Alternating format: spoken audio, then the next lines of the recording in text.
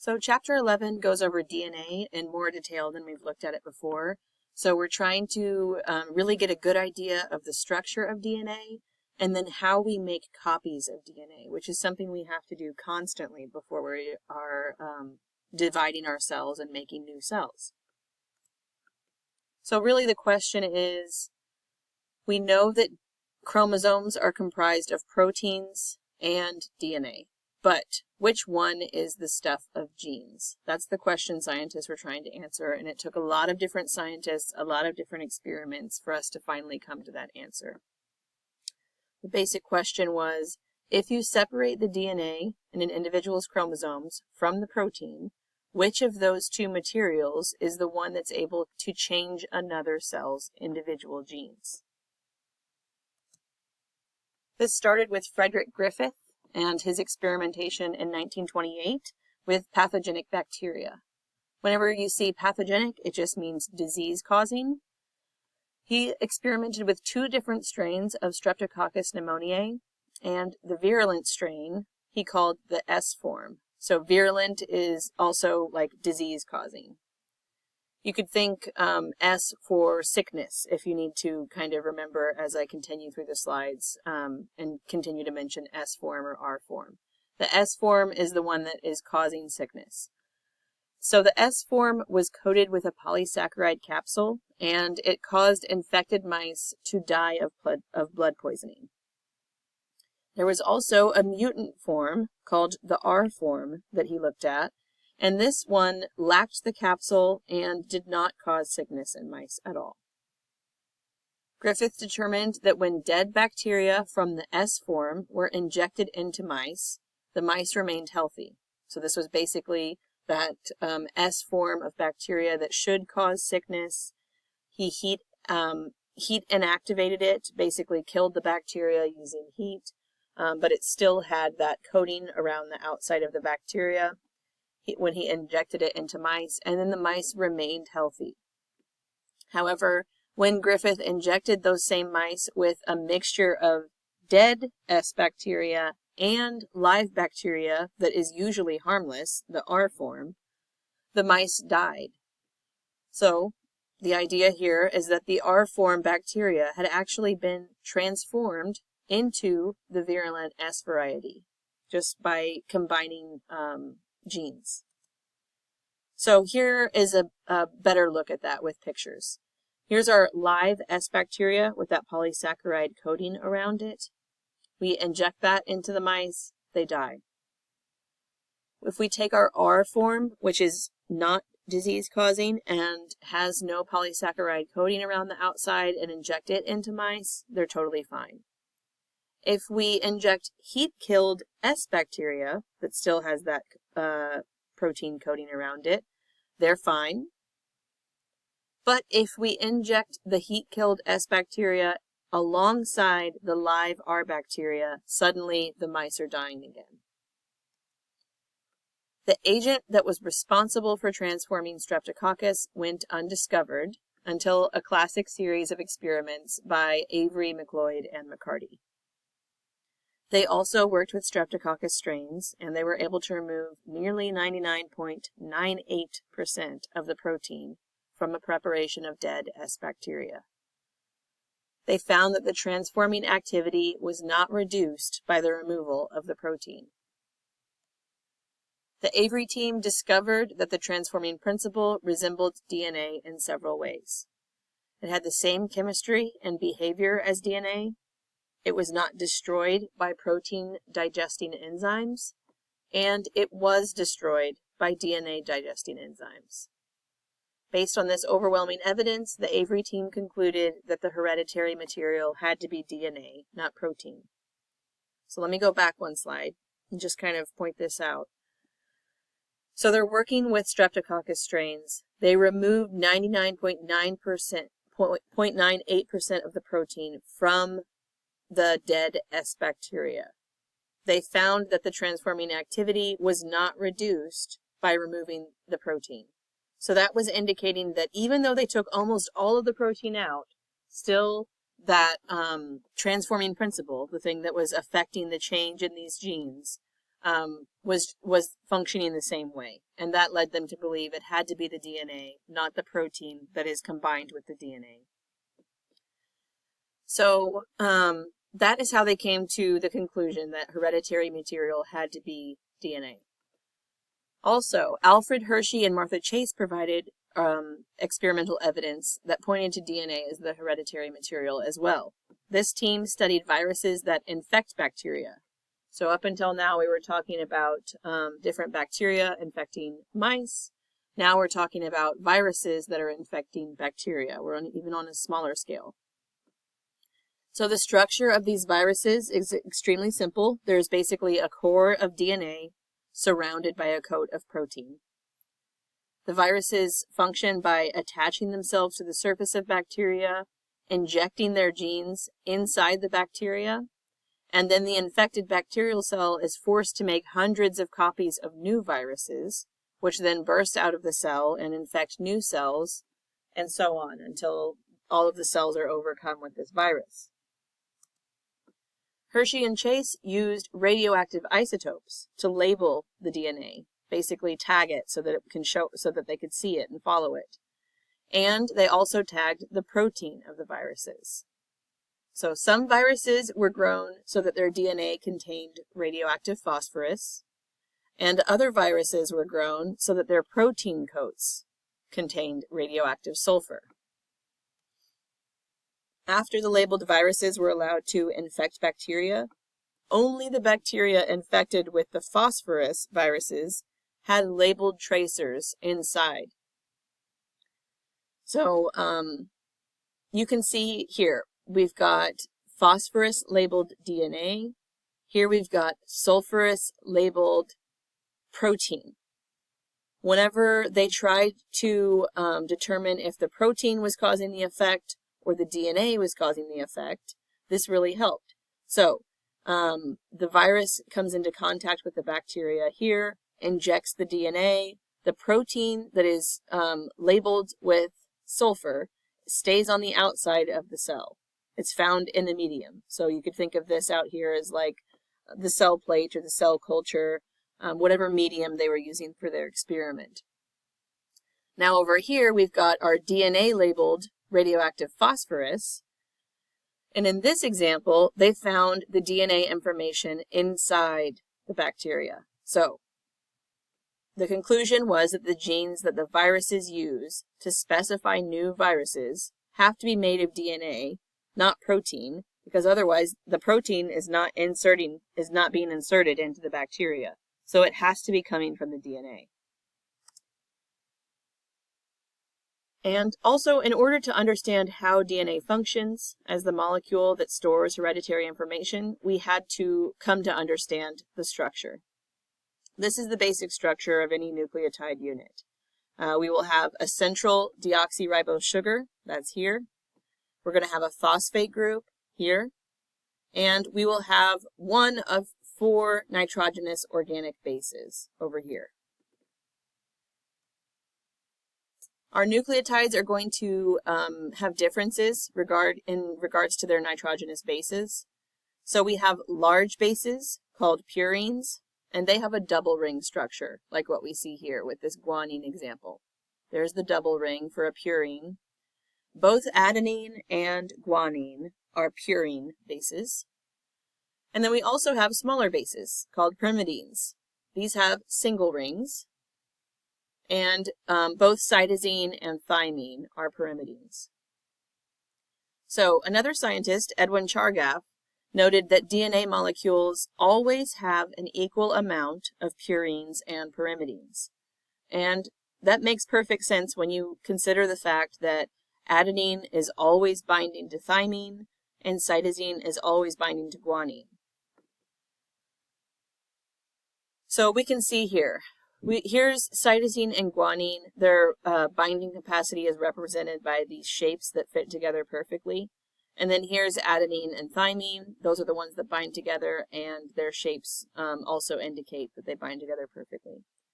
So, as we look at this, it makes sense that we always have an equal amount of guanine and adenine that we have to cytosine and thymine, because they're it's like having a right shoe and a left shoe. We don't have an uneven number of shoes. We need both sides in equal amounts. Also, let's point out while we're here, this is what we call our sugar phosphate backbone to our DNA molecules. It's because we have a sugar and a phosphate, a sugar and a phosphate, a sugar and a phosphate, a sugar and a phosphate, and so on, making up kind of the wall or the edge of our deoxyribonucleic acid. So those are the parts providing structure for our double helix, and then our nitrogenous bases are the parts that are pairing together. So this thymine would be paired with an adenine, this guanine would be paired with a cytosine, thymine to adenine, cytosine to guanine. It's also a good kind of visual to notice. It makes sense that guanine is pairing with the smaller cytosine. It makes sense our purines bind to our pyrimidines. And here again, our purines are binding to our pyrimidines. You can imagine if we had two big bases paired here and then two small bases paired here, we'd have a really wonky shape and probably a tangled mess of DNA. But instead, they're perfectly offset by the differences in size. So keep that in mind. Purines always bind to pyrimidines. Here's our larger purine and our larger purine, and then the smaller pyrimidines that they bind to. Also, I don't have a great trick to remember which name goes with which, but the one that I've used and that works well enough for me is just basically pyrimidine. We'll look at the word again. Pyrimidine kind of looks like pyramid and sounds like pyramid. And when you think of a pyramid, you think of a structure with a single base, not two connected bases side by side. So if that helps you remember, pyrimidines are the smaller nucleotides. Great.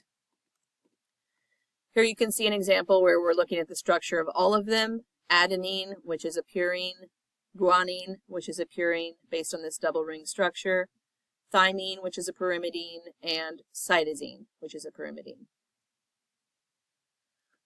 That leads us to Rosalind Franklin's work in 1953. She was actually a lab tech who was working with X-ray diffraction, and she revealed that DNA had a regular structure that was shaped like a corkscrew. She was the first to figure out this helical structure. Some years later, Crick and Watson elaborated on those discoveries, and they found out that the structure of DNA is actually more of a double helix than it is just a helix. This is explained by the two strands of sugar phosphate backbones that are connected in the middle by those nitrogenous bases. So keep in mind our bulky purine bases that are double rings will always be pairing with the smaller pyrimidine bases, which have single rings. Here you can see Rosalind Franklin, the one who found out we have a helical DNA structure, and then Watson and Crick, looking a little bit smug with their demonstration of our double helix structure. Here's our sugar phosphate backbone with the phosphates in the sugars, and our nitrogenous bases held together by hydrogen bonds in the center of our double helix. So the two strands of DNA that form our double helix are going to be complementary to each other. And this is complementary with an E. If this were spelled with an I, it might be like, oh, nice shirt, I love your hair. But it's complementary with an E, which means they complete each other. They go together, like the right shoe and the left shoe, or like the different puzzle pieces that fit together. They complete each other. And this complementarity is what makes it possible for DNA to copy itself in preparation for cell division. There were some theories about how that works before we figured out what the actual mechanism is. And these are the most common of those theories. So there's conservative replication, and in this idea or hypothesis, the two strands of DNA are thought to completely separate to act as templates for the assembly of our two new strands. And then after replicating, the original strands would rejoin together, so they would go back with their original partners, and we would have a completely new double-stranded copy as well. The next hypothesis was semi-conservative replication, and this is replication that results in two copies, where both copies have one original strand and one new strand. Dispersive replication is the messiest of the three. This idea is that replication results in both original and new DNA kind of mixed together randomly throughout both the parent strand and the daughter strand. And this is what that looks like. So conservative replication, the idea is we separate completely, make a whole new copy over here and a whole new copy over here. Those two new strands go together to complete a completely new double helix. And then our old parent strands go back together the same that they were before. That's conservative replication. Semi-conservative, the idea is we open up. This old copy serves as a template for this new copy, and this old copy serves as a template for this new copy. At the end, we have two double helixes, both with an original and a new strand.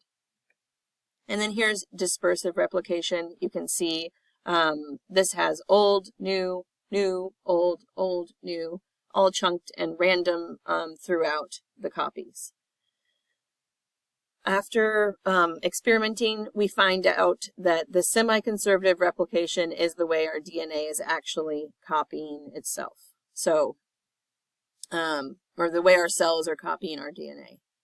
So it is true, we are going through semi-conservative replication. That name comes from the fact that we have somewhat conserved our original strand in both of these copies. So there's old and new in each copy. We have somewhat or semi-conserved that strand that was the original DNA. So in 1958, Matthew Meselson and Franklin Stahl tested those three hypotheses, and they used radioactive isotopes of nitrogen this time to label DNA at various times during replication. By doing that, they found that DNA replication is semi-conservative. So they just did that by following those nitrogen-labeled isotopes and seeing where they ended up in association to the newly placed nucleotides, and that's how they found out we do go through semi-conservative replication. There are a lot of enzymes involved in the cell and in the replication of the cell, the replication of our DNA, but these are the three main enzymes that we need to focus on for DNA replication. The first is helicase.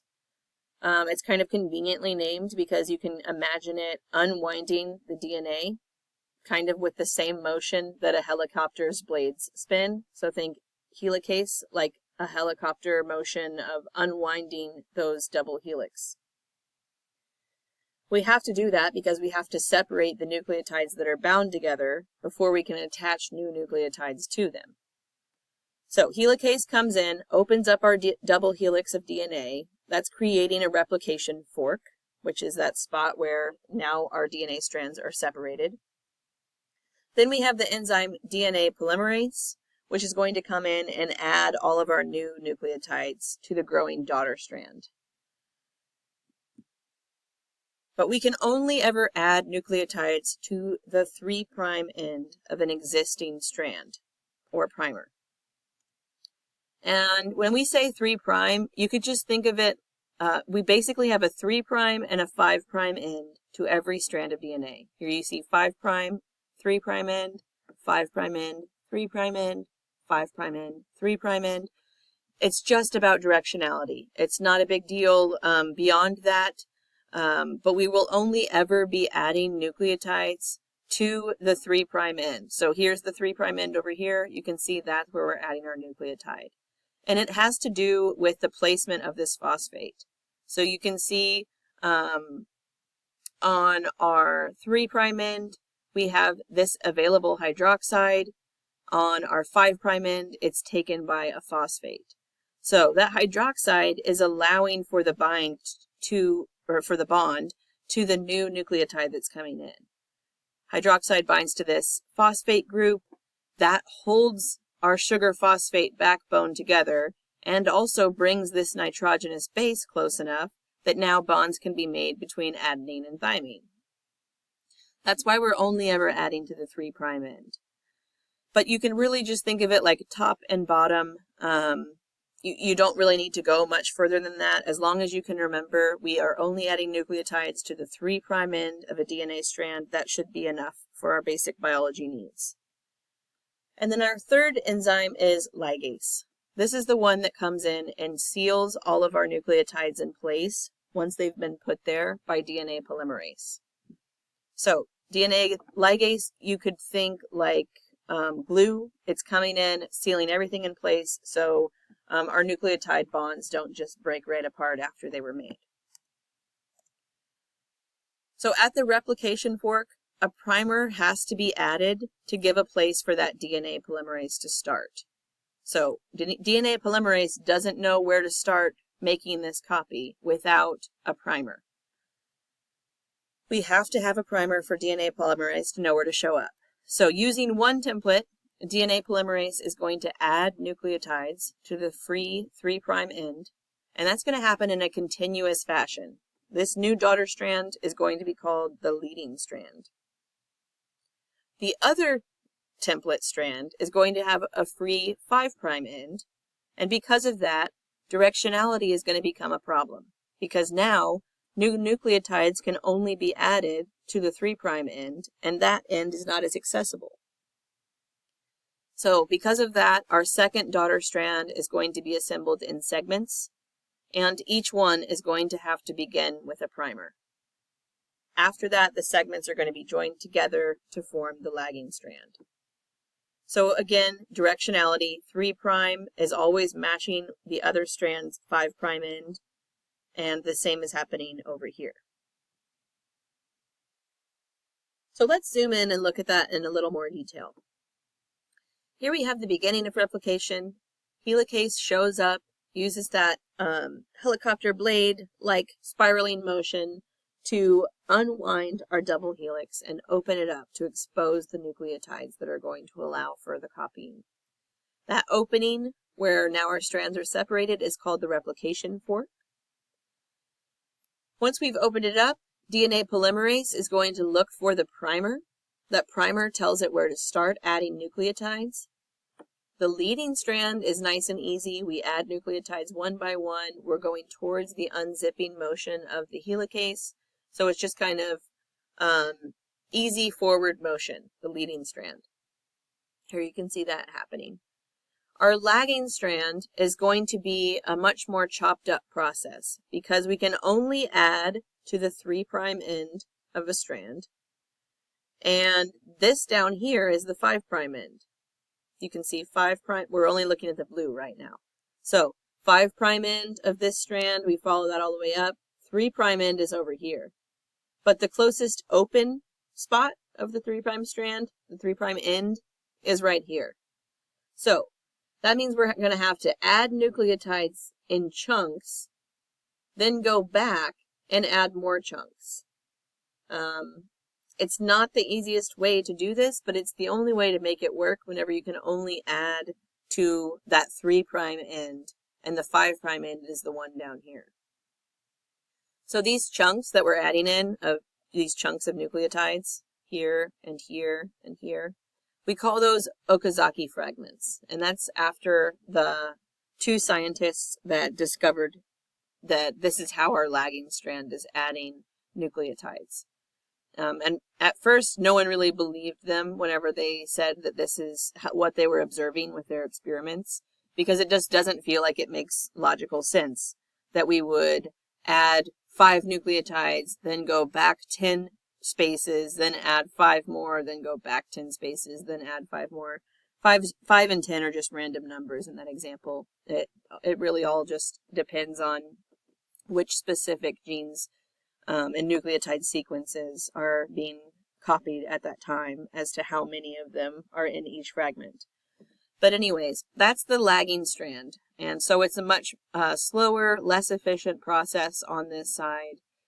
But though we do still need our primer for to show DNA polymerase where to start adding our nucleotides.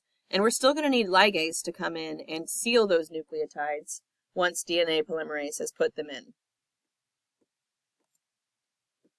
So before our newly formed DNA molecules are going to wind back into their double helix, the primers are going to be removed, and the DNA fragments are going to be sealed together. That's happening with the enzyme ligase. Also, because so much of our DNA is being replicated in the many cells of the body, there's going to be a lot of potential for errors to occur, which makes sense. With any process that you're doing constantly, there's a lot of potential for error. DNA repair involves comparing the daughter strand to the parent strand. So that is a way to check for mistakes. It's like proofreading. But the proofreading is not perfect, and there are mutations that occur, although that is rare. We know that mutations are a change in a cell's genetic message, and we also know that they can result from errors in replication, or they could be caused by chemicals or radiation. Our mutations can involve changes, additions, or deletions to nucleotides. So a change, like accidentally putting cytosine in instead of adenine, or an addition, like we meant to put adenine, but we put adenine, adenine, adenine, and we repeated that sequence. Or deletions, where maybe it should have been CAG, but now it's CA, there's no G, and it goes right on to CA again.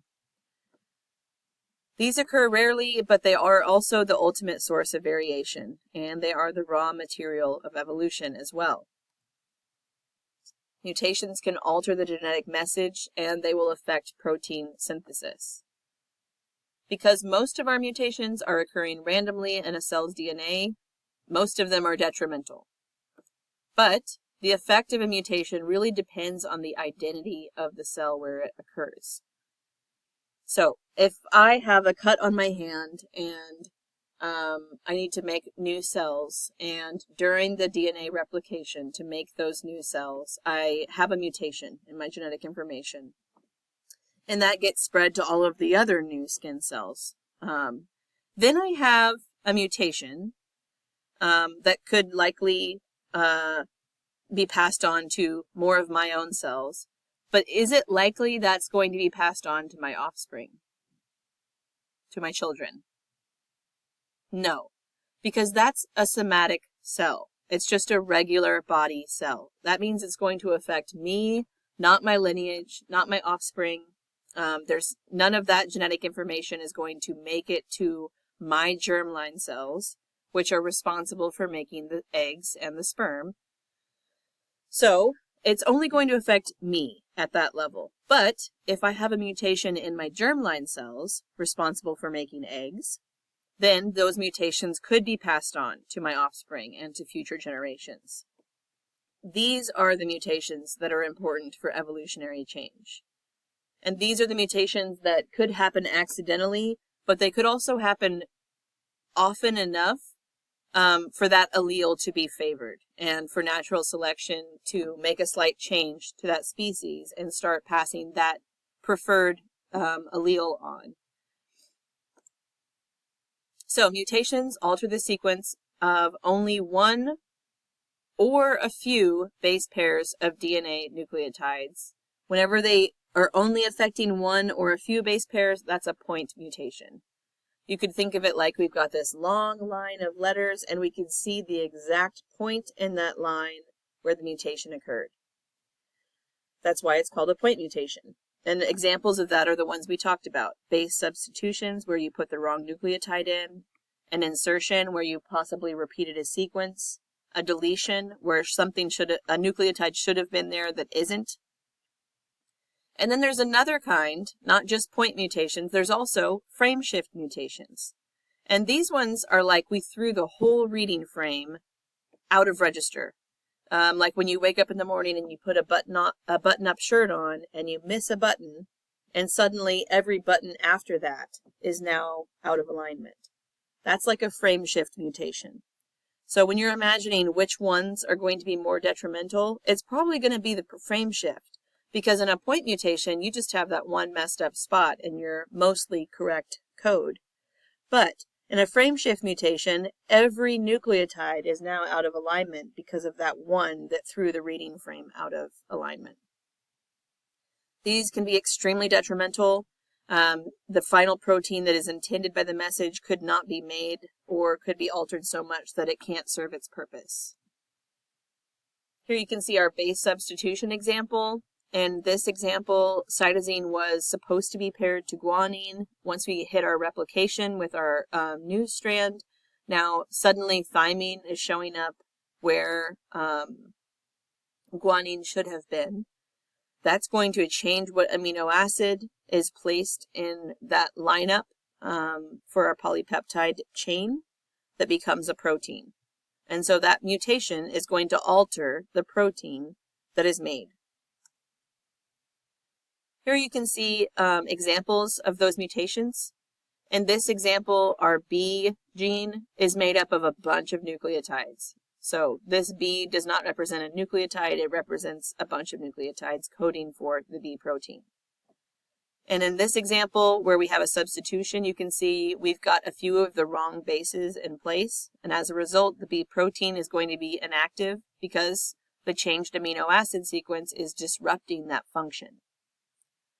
We also have insertion, where we have additional copies of a base or a base sequence.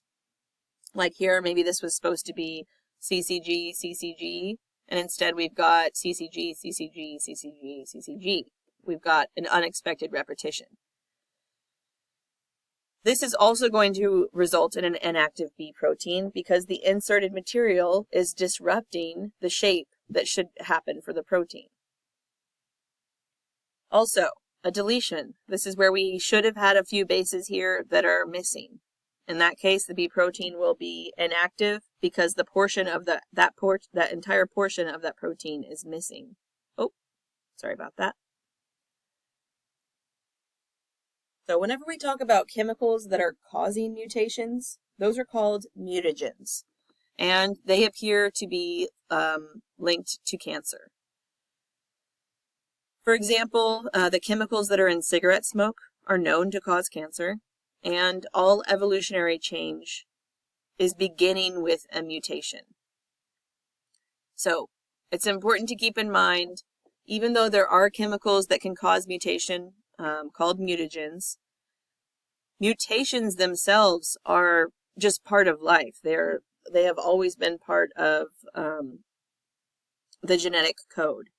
So mutation and recombination are also the things that provide the raw materials for evolution, for changes to species over time. This is a reminder that though we have now completed our Chapter 11 presentation, don't consider yourself fully done with it until you have watched this video that is posted on Canvas. This is just to show you the video that you're looking for. DNA structure and replication. This is an extremely useful video that helps you see from beginning to end what is happening throughout the replication of DNA before our cells divide. So make sure and go watch that on Canvas. And that's all for today. Thank you so much for tuning in to Chapter 11.